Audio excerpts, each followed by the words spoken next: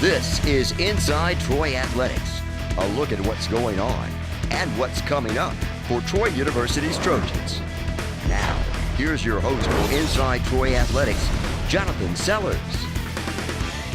And welcome to Inside Troy Athletics. It's a same show, but a new name to this show. And today we're joined by Jeremy McLean, the Director of Athletics for Troy University. And Jeremy, a new season, and thank you for joining us again. Yeah, glad to be back.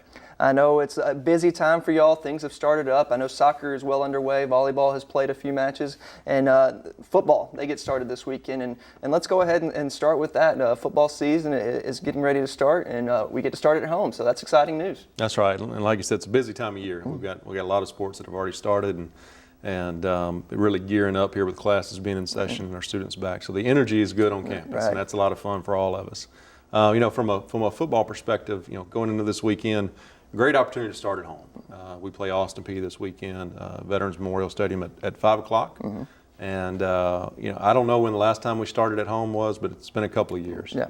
And so great opportunity for our guys to do that, sleep in their own beds and be able to roll into the field and play. And you can't underestimate that. And so hopefully we get off to a good start there and can set the tone for the rest of the year. Well, exactly right. And don't want to overlook Austin Peay, but they're a lower division team. They've struggled in recent years. So you would think this would be a good opportunity, especially with some new players, trying to get them in there, get some experience, and get a lot of players experience. Yeah. I think it's, to your point, Austin Peay they've hired a new coaching staff. They're in the process of kind of rebuilding their program. And so really, there's some unknowns there from what to expect from them, what they'll run and how they'll be set up, what their personnel will be. But I think definitely these first two games of the year, we're going to play a lot of players regardless, right. Just because of the nature of trying to figure some things out. And we got some young guys who are going to be seeing significant playing time. So all that kind of comes into play, and so it'll be important that we play really well Saturday. But hopefully we'll have an opportunity to play a lot of people and come out on top. Now I know. Fan experience, that's a big thing that you've always talked about, and that's one thing really fans want to enjoy. They want to not just enjoy the game, but everything around it. And so there are opportunities with that this weekend. I know tailgating is a big one, and freshman run, that'll be right. something for our freshmen. So what other things can we look forward to this weekend? Yeah, so we try to do a good job of engaging our students. We'll start there. Freshman run's a big piece of that. That was fun last year. That was kind of my first experience. I just started, and that was first home game anyway. To see that happen was a lot of fun. I think we'll have even bigger crowd, right. and better crowd this year for the freshman run. So that'll be a lot of fun. And then we try to engage our students too, and what do you guys need during the game? What do you want? Mm-hmm. What really is on your mind? And so we developed a committee actually late in the summer. We started it last spring, but we really kind of took off late in the summer talking about those kind of things with our student body and representatives from different organizations. So I think that's been good. We've got some work to do there. We're still just really starting that process, but we've got some opportunities for our students that hopefully will, it's little things from being able to use their cards at the games to buy concessions and, right. and things that, so we're trying to continue to expand on the opportunities there. And then from a tailgating perspective, we really have a good situation when it comes to tailgating and proximity to the stadium. Right.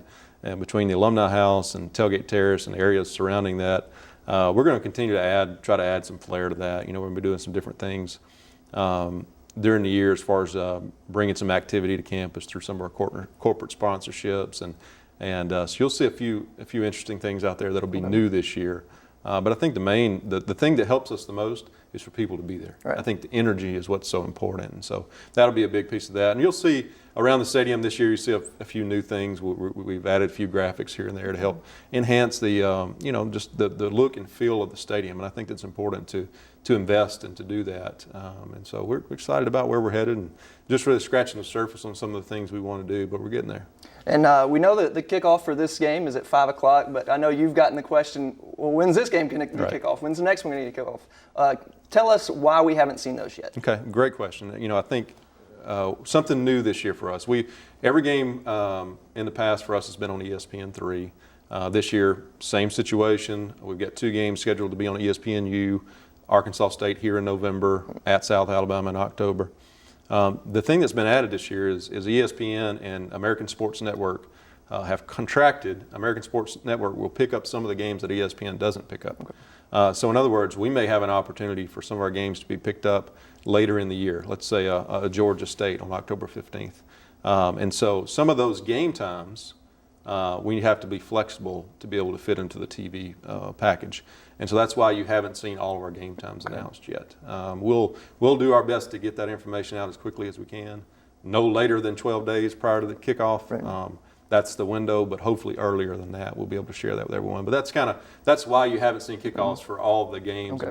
We're having to hold that and in hopes that we get an opportunity to be seen on television more and more this year. All right, so this is a good reason that you're not seeing Absolutely. it. Okay.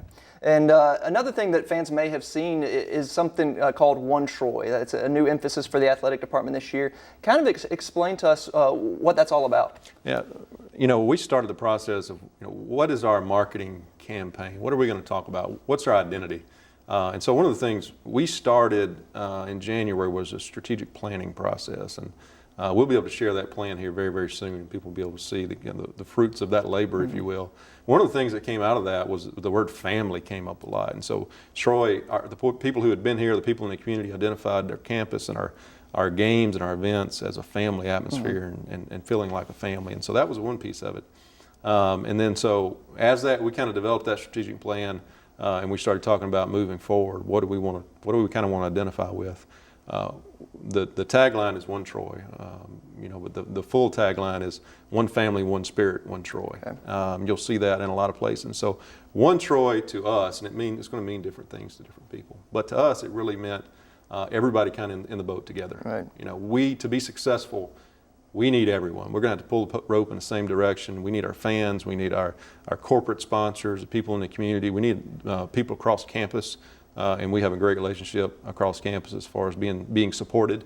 We need all those things to be successful. And so that's really what One Troy means. When you see it, I hope people identify with the family aspect of it and the effort to really combine all of our forces so we can continue to improve. I like it. And everybody buying into that one common goal. Absolutely. Let's talk about some of the other sports that have been in action. I know soccer has played 4 games so far, a couple at home, and they're 3-1, so a good start to the season for them. Yeah, Coach Hamilton, they've done a great job of getting off to a good start. They have a young squad, right. And so he may not say it. I don't know if he was a little anxious about the first few games and having such a young group, but they've really stepped it up, and I think we'll continue to improve as the season goes on and as we move into conference play. But excited about their start, and hopefully we can continue that in the non-conference schedule and build on what's been happening over the last couple of years. And then from volleyball also has gotten started with their first tournament of the year, and went on the road and played some quality opponents, and so they also have a young squad, right. And so they'll kind of be in that same boat, continue to try to improve as the year goes on, and I think we'll see that from that group as well. I think youth can be a theme across many of the Troy sports football team is going to be young, soccer, volleyball, and even cross country. They're going to be getting started, and they're young. A lot of their freshmen, though, stuck around, and they'll be here this year, and so a little more experience with them, and I know they're looking forward. We heard from Elliot Blount that they're hosting the conference tournament this year, so they're looking forward to that. Excited about that group. I know we hit on it. It is a young group, but a young veteran group, if that's possible. It's these freshmen, sophomores, juniors. They've been right in the thick of things because he really started with a bunch of freshmen a couple of years ago, and so I'm excited about where that's headed. And he's got some talent there and a great group, and anxious to see them get an opportunity to compete. And we will be hosting that conference championship. We're actually going to host that conference championship on our Dothan campus, which I'm excited about. It gives us an opportunity for our fans and our campus in Dothan to experience that athletic event, and it's a great venue for cross country, and so appreciate the efforts of everybody on that campus and helping us make that happen. Well, as we said, so a lot of things going on this week. Volleyball and soccer are both playing tonight, and then volleyball is at home this weekend. They've got a tournament 12 and 7 on Friday, and then 9 a.m. on Saturday morning. So plenty of opportunities. And then I know the big game everybody's looking forward to, football, is at 5 o'clock on Saturday afternoon. So that's right. So get up, eat breakfast, go to volleyball. Right.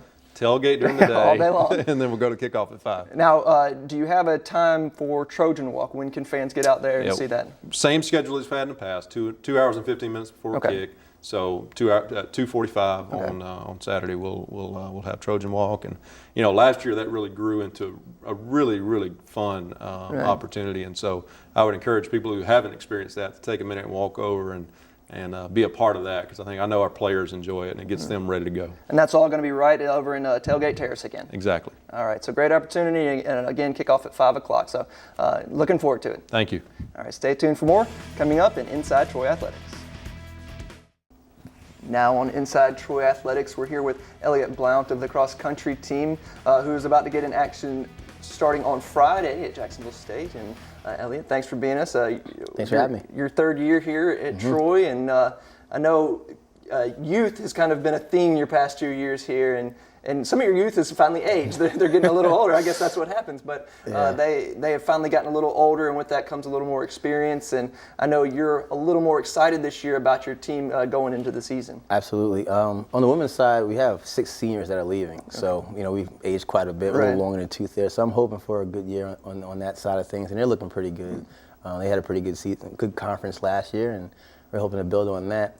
The men, we had a bunch of freshmen last year, really carrying the brunt of the load, and now they're sophomore, and we have a couple seniors and a few juniors in there that can help us out. So it should be a pretty promising year for the men as well. Now I know y'all are getting started in Jacksonville State on Friday. Anything you're looking forward to in that first meet of the year? The one thing that we did address this whole fall and over the summer was our mental approach. Last year I think it was just a learning experience for a lot of them, and men and women alike. And I think this year, with that, focused, kind of effort into our mental game, that's what I'm most excited to see, like how they respond when the gun goes off. Now that hopefully we're dialed in mentally. Now I know you're scheduled to host the conference meet this year. It's going to be down at the Dothan campus. So that's kind of a little added pressure for y'all this year. Are y'all going to have some meets down there beforehand to kind of test it out? We had 3 on the schedule. Unfortunately, one we had to cancel due to lack of participation, but we will host the other 2 on September 24th, and then again another one, the Doc Anderson Wiregrass Invitational on October 15th. Kind of a dress rehearsal for the conference meet was going to be there, and you want to put on a good show for the hometown. So we're excited. I think I galvanized the group this summer, men and women, to kind of put a good show on, and for the senior women, to go out, with a bang, in the home course. And kind of looking ahead, when is that conference meet? It's going to be October 29th down at the Dothan campus. So if you're going to be in town, I suggest you stop by. It should be a good one. All right, and that's free and open free to the admission. Come with Troy gear, ready to support, and we love to see everyone down there. All right. Well, before that, y'all start things off this weekend at Jacksonville State. So good luck and good luck on the season. Thank you very much. Appreciate it. Stay tuned for more coming up on Inside Troy Athletics. And welcome back to Inside Troy Athletics, and we're here with the head coach of the soccer team, that's Jason Hamilton, to talk about the soccer team. And Coach, so far so good for the soccer team, 3-1 this year. I know that one loss was a tough one up at Sanford, but you've had a pretty good start to the year, especially considering a lot of the youth on your team. Yeah, we knew this season that it was going to be pretty much come down to how well and how quickly those younger players picked up how we want to do things. So we don't think we're where we want to be quite at this point, but it's always a good sign if you're not playing well and still winning games. So that shows that we've got some good talent, and we've got a little bit of time still to get where we need to be as far as 2 more weekends until we get to that conference play. So being at 3-1, I think we're happy where we're at, and we've seen improvement each and every game, so that's a good sign. And you get more chances tonight. You're going to face Alabama State Tuesday night. What do you know about them? I know you've played them in recent years. Yeah, I think they've continued to improve each and every year, and we're going to see a different team than we saw last year. Last year was probably the closest game we've ever had them in program history. It was 3-2, and we had to come back twice, I think, being down. They played Georgia State last weekend, and it was a really close game. It was 0-0 with 10 minutes left in the game. So, we know that they're an improved team. They're more athletic. They're better technically. They play a little bit better soccer than they have in the past. So, they're on a 9-day rest, and we're on our 3rd game in 5 days. So it's going to be interesting to see how we respond to that. We're at home, which is always a good thing. Just an opportunity for us to play more players, because there's people we can't use after this weekend because they played too much. So we're gonna give some people an opportunity to play, and hopefully they can come out and prove themselves and show that they can do it as well. And then you've got a good little trip that you're going up to Tennessee Martin over the weekend, and then playing Ole Miss on Sunday. So kind of a tough little stretch playing an SEC team right after an opponent before that. It's got kind of like a strategy in scheduling that way. Yeah, I mean we want to get. We have Ole Miss on the schedule. We have Florida State in 2 weeks. We want to get those teams on our schedule because those are going to just help improve our RPI at the end of the year. Last year we finished, right around 60, and we've got to get that number up about 20 spots to have an opportunity to have an at-large bid if we don't win the conference. Right. So, scheduling those teams, we get them in where we can. We owed a UT Martin a return, so we wanted to get a good opponent on that trip. UT Martin's going to be a tough game. They're a good team. They've got some injuries right now and not as many bodies as I'm sure they'd like, but it's their first home game. They're looking for their first victory. So that one's going to be a tough game. And then a quick turnaround and play Ole Miss, who's a top 25 team right now, and they're in the same boat. They know they have to win these next couple of games before they get into conference play for their opportunity for an at-large bid. So I expect it to be, a good weekend. Really give us an opportunity to play good opponents on the road and prepare us for non-conference play. All right, so your schedule plays out really well, a good non-conference schedule, and I know, as you said before we started filming this, the conference schedule is right around the corner, so a lot to look forward to. Yeah, 2 weeks away, and we get going, and it seems like it's here already. So it's, I think our conference is going to be tougher than it's been ever in the past. Last year we had 7 teams in the top 113 RPI, which is the best for the conference, and adding Coastal this year is another tough opponent. So it should be interesting, but we just gives us a couple weeks to get ready to go. All right, well, thank you for joining us, and good luck. Thank you. All right, stay tuned for more coming up on Inside Troy Athletics.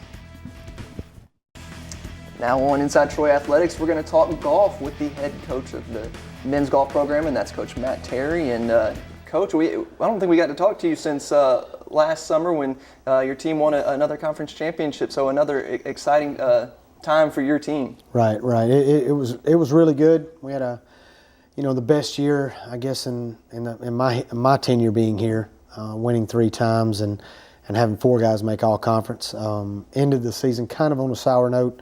Played our worst event in our last one, and that it was good because it gave the guys a little motivation going into the summer to get to work and do what they needed to do. And you actually had a couple of players do well over the summer, getting a chance to play in the U.S. Amateur. We did.